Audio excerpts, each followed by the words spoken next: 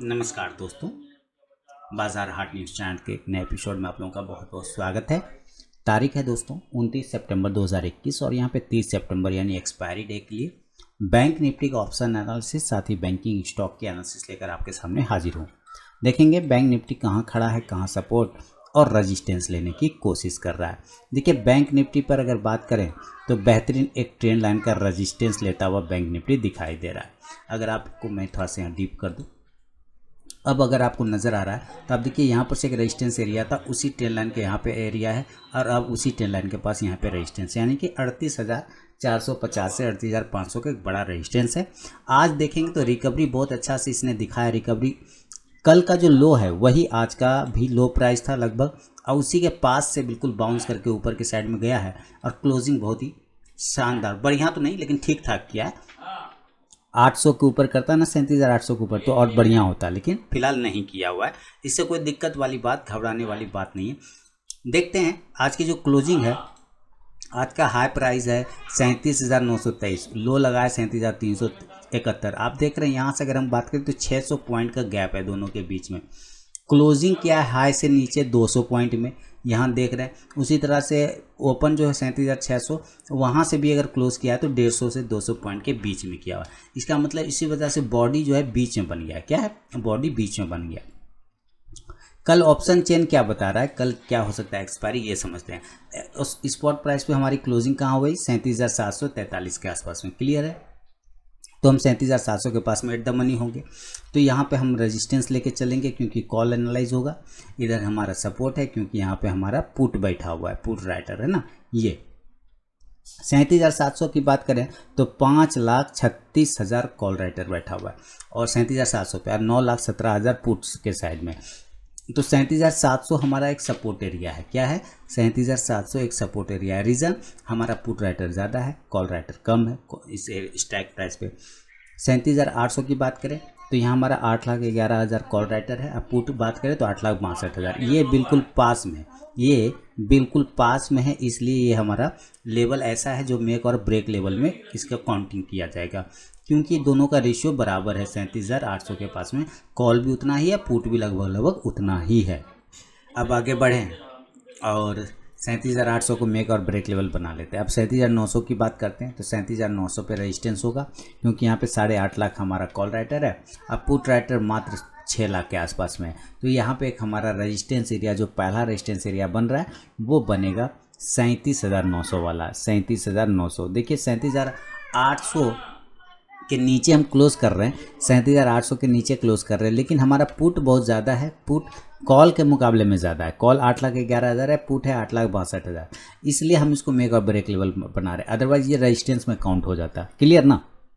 चलिए, तो हम यहाँ 37,900 का एक पहला रेजिस्टेंस पकड़ के ले रहे हैं। दूसरा हमारा 38,000, ये सबसे अच्छा रेजिस्टेंस होगा क्योंकि यहाँ पे 22,92,000 कॉल राइटर है यानी 23 लाख के आसपास में। अब पुट राइटर मात्र 9,70,000 है। इसका मतलब हम 38,000 का एक रेजिस्टेंस एरिया पकड़ के चल रहे हैं। दूसरा हम 38,100 की बात करें तो 38,100 पे 7,62,000 कॉल राइटर है। अब पुट मात्र 1,27,000 यानी पुट का कोई औकात ही यहाँ पर नहीं है। तो हम 38,100 का एक और रजिस्टेंस देख पा रहे हैं। 38,200 की अगर हम बात करते हैं तो 38,200 पे 11,81,000 कॉल राइटर है। अब पुट 1,35,000, मतलब बहुत ही खराब स्थिति है। यानी 38,200 तक में स्थिति बहुत ही विध्वंसक है बैंक निफ्टी में। 38,300 पे आते हैं तो और भी खराब स्थिति देखने को मिलता है, जहाँ पे 9,78,000 कॉल राइटर है। अब पुट मात्र 70,000 के आसपास में। तो हम 38,300 तक एक रेजिस्टेंस एरिया पकड़ के चल सकते हैं। 38,300 को ऊपर सस्टेन करने के बाद ही आपको नई तेजी बैंक निफ्टी में आते हुए दिखाई देगा। अदरवाइज 38,300 पर समझिए बस पुराने लॉस को रिकवर करने की वो कोशिश कर सकता है। अब 38,500 ऊपर 600 के आसपास में से हम यहाँ से सपोर्ट ढूंढने की कोशिश करेंगे। तो इसके मुकाबले हमारा 2,62,000 कॉल राइटर है। किस पर? 37,600 पे। और पुट राइटर 9,48,000 है। इसका मतलब 9 लाख ज़्यादा है। तो हम 37,600 का एक सपोर्ट बना के चल सकते हैं। इसके अलावा हम 37,500 पे ज़्यादा सपोर्ट देखेंगे क्योंकि ये राउंड नंबर का लेवल है। तो 18,64,000, 18.5 लाख पुट राइटर है। कॉल मात्र 7,40,000 है। तो हम यहाँ पे 500 का एक सपोर्ट पकड़ के चल सकते हैं। 37,400 की बात करें तो यहाँ पे हमारा 6,90,000 लगभग 7 लाख पुट राइटर है और कॉल में मात्र 1,10,000 है। इसका मतलब हम 37,400 तक भी बहुत सेफ है। 37,400 300 तक जाने की हालांकि ज़रूरत नहीं है, 37,400 तक ही अपना काम हो जाएगा। तो हम 37,400, 500, 600 और 700 सपोर्ट एरिया है। 37,900, 38,000, 38,100, 38,200 और 300 रजिस्टेंस एरिया है। तो चलिए चार्ट पे चलेंगे और इस डेटा के हिसाब से लेवल निकालने की कोशिश करेंगे। तो दोस्तों यहाँ पे सपोर्ट और रेजिस्टेंस नोट कर लिया है। हालांकि आप 37,300 तक का भी लेवल पकड़ के चल सकते हैं, क्योंकि आज का लो प्राइस 37,370 के आसपास का आया था, यानी कि 300 वाले रेंज में चला गया था। कोई बात नहीं, वहाँ तक नहीं भी जाएगा तो अच्छी बात है, वहाँ पे कंप्लीट बाय जोन बन सकता है। फिलहाल हम नॉर्मल कंडीशन से बाय और सेल की बात करते हैं। अगर आप मेरे नए सब्सक्राइबर हैं तो टेलीग्राम चैनल ज़रूर ज्वाइन कर लें, जिसका लिंक वीडियो का डिस्क्रिप्शन में मिल जाएगा, जहां पर लाइव मार्केट में कॉल मिलते हैं। याद रखिएगा हम बाय करेंगे ज़रूर जब हम 37,800 के ऊपर सस्टेन करना स्टार्ट कर जाएं, तभी हम बाय करेंगे। और 37,800 हमारा मेक और ब्रेक लेवल था, याद आया है ना, हमारा मेक और ब्रेक लेवल था 37,800। उसके ऊपर हम सस्टेन करेंगे तो ज़रूर हमारा बाय साइड लेवल खुलेगा 37,900 वाला पहला टारगेट।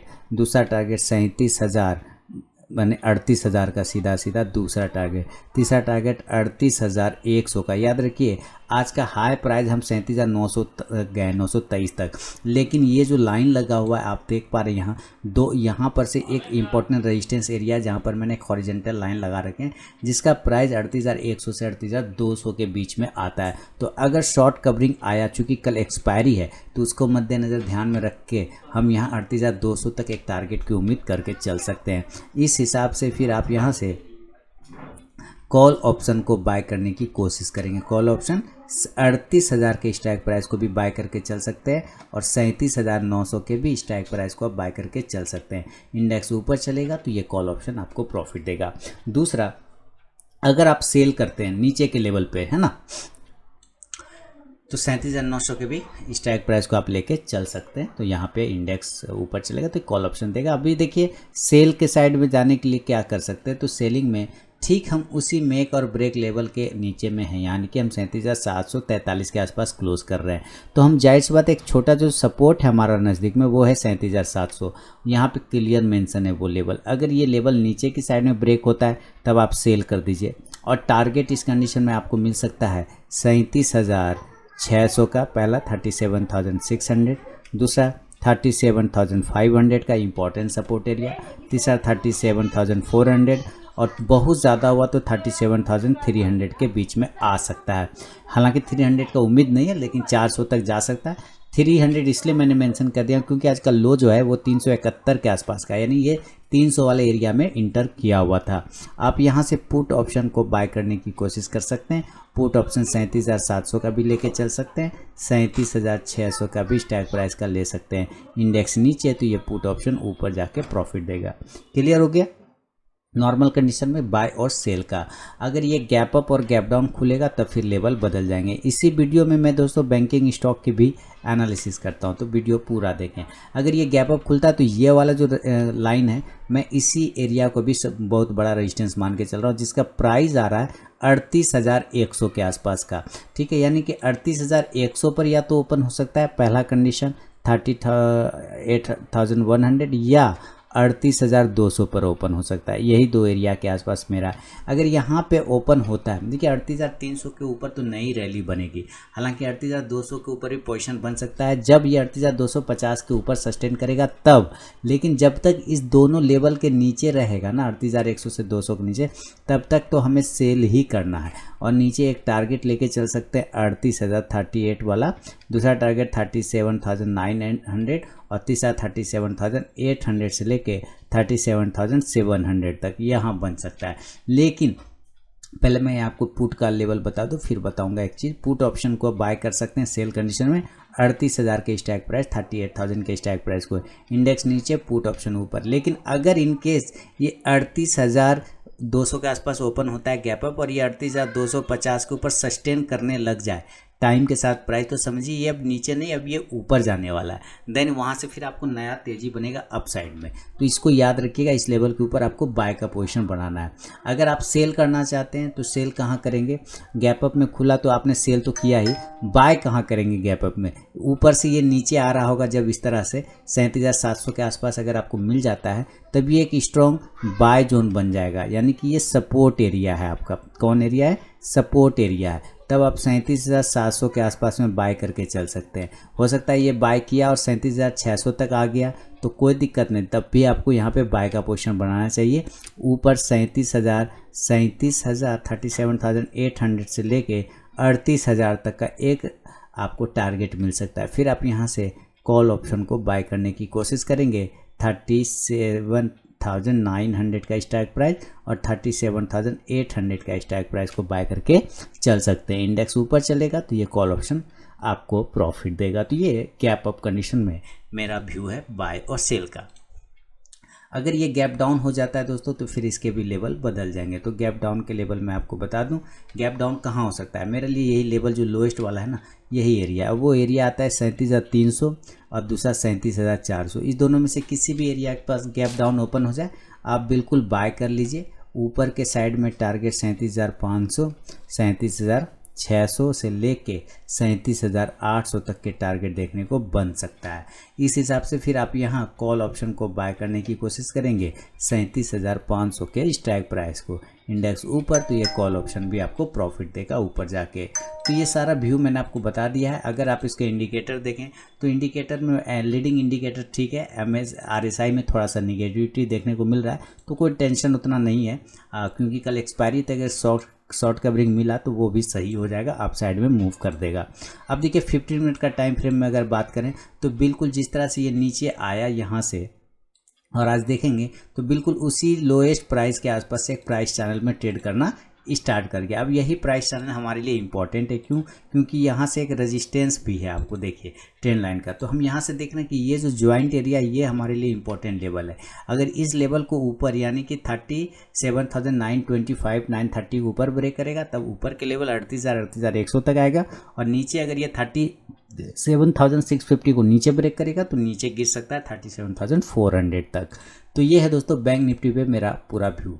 अब चलेंगे ज़रा बैंकिंग स्टॉक्स की तरफ, और बैंकिंग स्टॉक में सबसे पहले एक्सिस बैंक को देखेंगे। एक्सिस बैंक नीचे के लेवल को खोला हुआ है, कोई टेंशन नहीं लीजिए। ऊपर के साइड में 785 से 86 को ब्रेक करेगा तो 790 से 95 का इंट्राडे टारगेट दिखाएगा।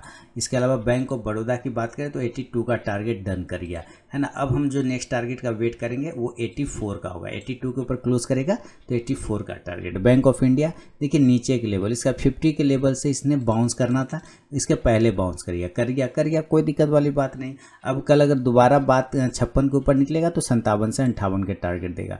कैनरा बैंक ने वो टारगेट डन कर दिया ना 170 वाला, कंप्लीट फिनिश हो गया ये लेवल। तो यही बात कह रहा था मैं बार बार कि जब तक ये 165 के ऊपर नहीं निकले पोजीशन मत बनाइएगा, उसके ऊपर निकलेगा तो 170 का टारगेट तुरंत दे देगा। तो अब अभी क्या करना है, अभी छोड़ देना है। 170 के ऊपर जब क्लोज करेगा देन पोजीशन बनाएंगे। फेडरल बैंक 84 के ऊपर निकलेगा तब पोजीशन बनेगा 86 के लिए। HDFC बैंक कल अगर ऊपर हाई को ब्रेक करता है 1606 से 7 को तो 16 से 1520 का लेवल देगा। ट्रेंड लाइन के नीचे अगर गिरता है 1585 को तो 1570 का इंट्राडे टारगेट देगा। ICICI बैंक अगर 712 से 13 ब्रेक करेगा तो 720 का intraday target. IDFC first bank buy on dip करना है, यानी कि लॉन्ग टर्म स्टॉक है, पोर्टफोलियो स्टॉक, इंट्राडे स्टॉक बिल्कुल भी नहीं है, शॉर्ट टर्म स्टॉक बिल्कुल भी नहीं है, ओनली फॉर लॉन्ग टर्म। तो बाय ऑन डीप करके चल सकते हैं। 135 का टारगेट डन हो गया इंडियन बैंक में, है ना। अब हम जब 140 के ऊपर ये क्लोज करेगा देन पोजीशन बनाएंगे 145 के लिए। इंडसइंड बैंक सेम जैसे HDFC बैंक, ICICI बैंक वैसे ये भी ऊपर के साइड में 1140 के ऊपर निकलेगा तो 1160 के टारगेट बन जाएगा। नीचे 1110 को ब्रेक करेगा 1100 और 1090 के टारगेट बनेगा। कोटक बैंक देखिए ऊपर के साइड में 2070-72 को ब्रेक करेगा तो 2100 का टारगेट। PNB की बात करें तो बाय ऑन डिप, देखिए PNB ने 41 का हाई लगाया, बहुत शानदार। 40 के ऊपर क्लोज करने दीजिए देन 41 से 42 का दोबारा टारगेट बनेगा। RBL बैंक अब 192-93 को ब्रेक करेगा तो 200 का टारगेट देगा। SBI शानदार मूवमेंट दिया है, शानदार तरीके से 3.5% की तेजी, लेकिन कोई दिक्कत ऐसे नहीं है। आपको ऊपर के साइड में 470 का भी एक रेजिस्टेंस एरिया है, 470 को ऊपर क्लोज करने के बाद 500 का लेवल खोलेगा। Yes Bank no no view. Union Bank 37 के ऊपर क्लोज करेगा तो 38 से 39 के टारगेट आपको यूनियन बैंक में देखने को मिलेगा। यूनियन बैंक एक ट्रेंड लाइन को ब्रेक करने की कोशिश करता हुआ दिखाई दे रहा है। अगर ये ट्रेंड लाइन ब्रेक हो जाता है तो समझिए एक बड़े साइज का ट्रेंड लाइन ब्रेकआउट होगा और देन ये अपसाइड के मूवमेंट और भी दिखा देगा 40 तक। बंधन बैंक 290 के ऊपर क्लोज करेगा 300 का टारगेट। और एयू बैंक देखिए 1150 के ऊपर मैंने कहा था बाय करिए, 1175 का टारगेट देगा। आज का हाई देखेंगे तो 1177 का हाई है, क्लोजिंग 1163 के आसपास का। तो फर्स्ट टारगेट 1175 वाला टारगेट डन हो गया। नेक्स्ट टारगेट 1200 का है जिसका हम लोग वेट करेंगे एयू स्मॉल फाइनेंस बैंक में। तो ये था दोस्तों बैंक निफ्टी और बैंकिंग स्टॉक पे मेरा अपना व्यू। अगर पसंद आया तो फीडबैक देना बिल्कुल ना भूलें। मिलूंगा नेक्स्ट वीडियो में, तब तक के लिए बहुत बहुत धन्यवाद।